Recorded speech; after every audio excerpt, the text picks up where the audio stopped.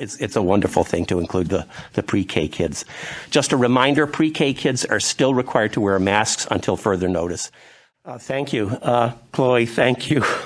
For the millionth time, thank you. You're getting sick of hearing this. But really, the concept of being kind on one day of the year, making that day very special, I think is a simple idea, but it's really quite, when you think about it, it's pretty profound. So thank you so much for coming up with that idea. Okay, I just wanted to make a few comments quickly about Enfield Kite activities. Enfield Kite is serving as the Enfield School Readiness Council, will review and score applications from early childhood programs for quality enhancement grants from the Office of Early Childhood. Wait, that's a mouthful. I'm sorry about that. The Kite membership will vote on the application that the council selects. The council has also selected 3 parents to participate in Kite meetings.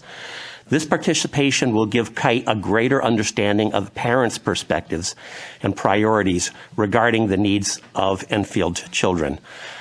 So a workshop for early childhood educators was held on March 8th. The topic under discussion was establishing and managing routines, and the presenter was Peg Oliveira of the Giselle Institute. Ms. Oliveira will also be holding a parent workshop on March 14th entitled Cracking the Code, the Why of Early Childhood Behavior on March 14th via Zoom. And yet another community conversation sponsored by United Way will be held on March 30th. The topic is still to be announced.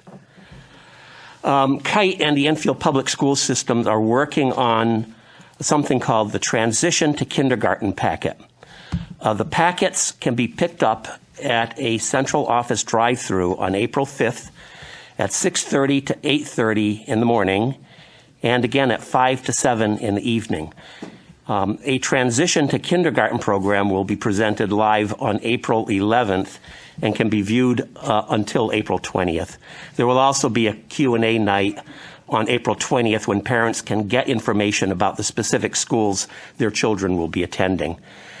And finally, with respect to Kite, another 2Gen meeting was held last week. Many of you may have seen the front page article in the Journal Inquirer yesterday about childcare and early education funding. Executives from General Dynamics Electric Boat, Bigelow Tea, Boehringer and Ingelheim, and Hartford Healthcare all testified in favor of a bill providing for $700 million in funding to support early childhood care and education, such as, for example, the Stowe Early Learning Center. It just makes good business sense.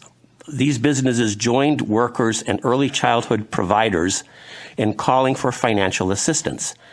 Now is an ideal time for the Enfield town government to step up to the plate, and a good way of starting would be for them to participate in 2Gen meetings and activities. Moving on to Stowe Early Learning Center, application for Head Start, Integrated PK, and the PK STEAM Academy can now be made by going to www.enfieldschools.org and clicking Stowe Early Learning Center Pre-K application. No application is required if children in Head Start are aging out, but the parents want them to continue at Stowe. A great Enfield tradition will be continued this April 1st and 2nd when the Women's Club of Enfield will sponsor the annual Arts Festival. This event has been going on for 56 years. It's an incredible tradition. It's still popular as ever. Kids in all grades from pre-K to 12th grade will have an opportunity to display their work. I hope I'm not stealing anybody's thunder. But, 2 people over. Oh, my God. It will be held in the Enfield High School cafeteria. I think why I decided to include this in my talk is, to the best of my knowledge, correct me if I'm wrong, Chris, but to the best of my knowledge, this is the first year that pre-K has participated. It is. So I think that's a great step forward. It's a wonderful thing to include the pre-K kids. Just a reminder, pre-K kids are still required to wear masks until further notice. And that concludes my talk. Thank you, Dr. Calnen.